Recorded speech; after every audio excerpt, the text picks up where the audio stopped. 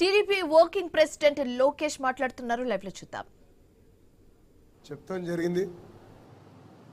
ఒక యువకుడుగా ఉత్సాహవంతుడుగా నవ్వుతూ మనందరికీ ఒక దిశ నిర్దేశం ఇస్తున్న వ్యక్తి పల్లా శ్రీనివాసరావు గారు.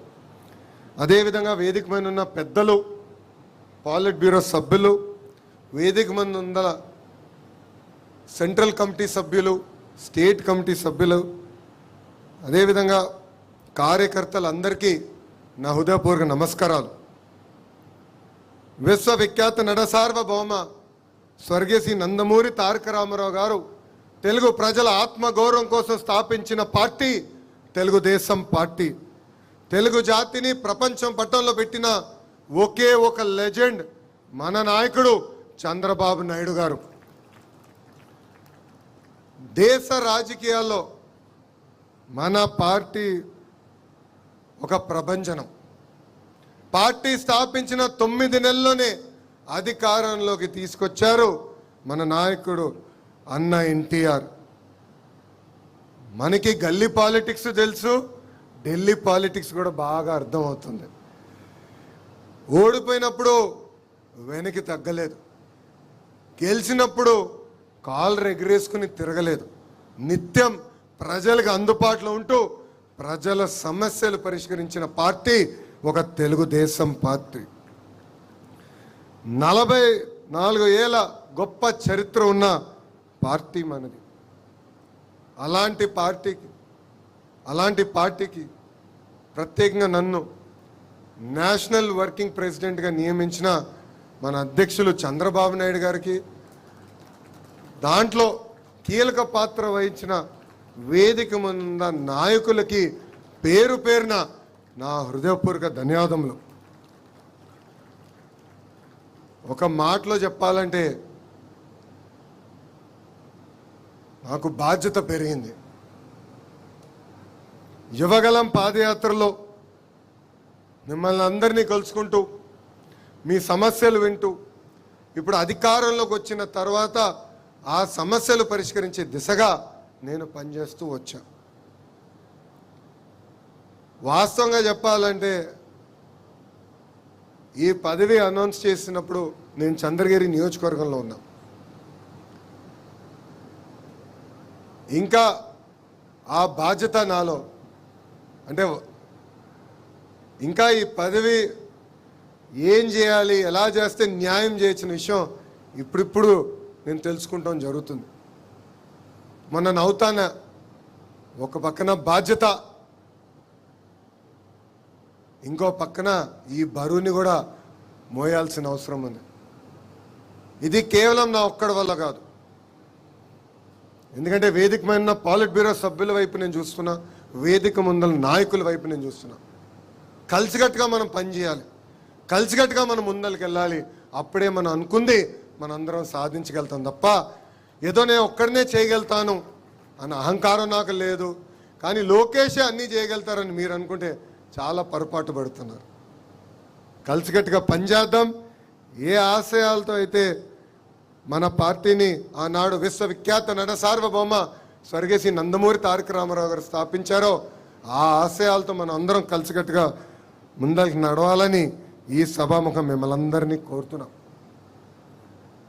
పాదయాత్రలో నేను కార్యకర్తలకు హామీ ఇచ్చా, నాడు నేడు ఎప్పుడు మీకు అండగా నిలబడతానని చెప్పా. కార్యకర్తలు ఎప్పుడు నన్ను అడిగారు, అయ్యా అధికారంలోకి వచ్చిన తర్వాత అధ్యక్షులు కానీ మిమ్మల్ని కలిసాక కొంచెం ఇబ్బంది పడతామంటే ఆనాడే వాళ్ళకి హామీ ఇచ్చా, ఎప్పుడు నియోజకవర్గంకి నేను కానీ మన అధ్యక్షుల వారు వచ్చినా కానీ ఫస్ట్ కార్యకర్తల్ని కలిసిన తర్వాతనే మేము అధికారికంగా కార్యక్రమాలు చేస్తామని చెప్పాను. ఆ ఇచ్చిన మాట ఈరోజు మేము నిలబెట్టుకున్నాం. ఇక్కడున్న నాయకులందరూ తెలుసు, మన జాతీయ అధ్యక్షులు ఎప్పుడు నియోజకవర్గానికి వచ్చినా ప్రభుత్వ కార్యక్రమం చేసిన వెంటనే కార్యకర్తల్ని కలుస్తున్నారు. 500 మంది, 1000 మంది, 5000 మంది ఉండండి మీటింగ్లో చివరి వ్యక్తితో ఫోటో దిగిన తర్వాతనే ఆయన తిరిగి వస్తాం జరుగుతుంది. ఎందుకంటే 5 సంవత్సరాలు నరకం అనుభవించాం, అనేక ఇబ్బందులు ఎదుర్కొన్నాం. ఇక్కడ ఉన్న ప్రతి నాయకుడి పైన దొంగ కేసులు పెట్టారు, ప్రతి నాయకుడిని వేధించారు.